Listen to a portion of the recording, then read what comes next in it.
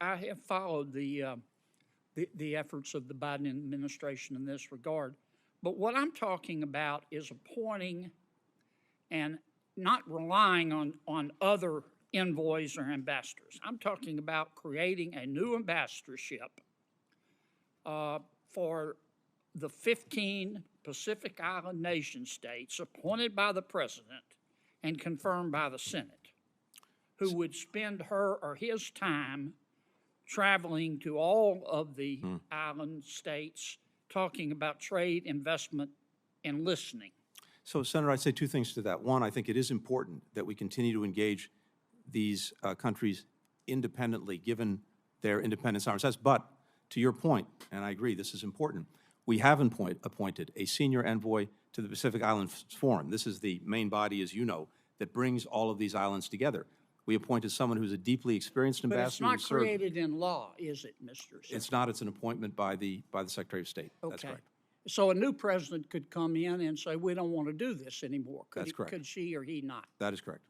What I'm talking about, if the Pacific Island countries are so important, and I think they are, and I think I've heard you say they are, let me ask you again, would you support creating an ambassador level status? I don't care what you call it, but it would be an ambassador level status appointed by the president and confirmed by the United States Senate. What's wrong with that?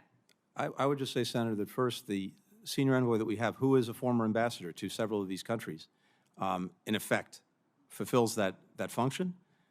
So that's important. But he's not an ambassador. He's appointed by a president. I'm talking about making this permanent.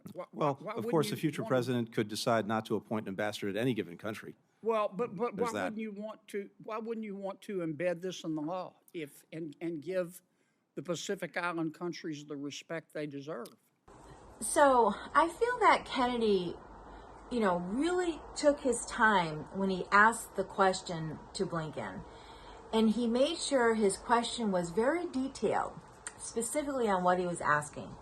So he was asking Blinken,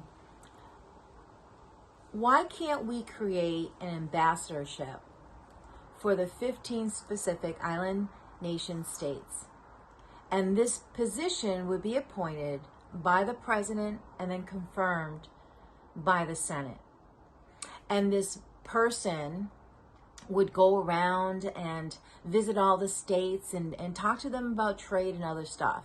But, giving these states what they deserve, so an appointed person, official appointed person. And Blinken says his answer was that we already have someone like that. And Kennedy's like, yeah, but it wasn't created in law. So Kennedy's point is, every time we have a new president, this person could be removed, switched out. It's not stable.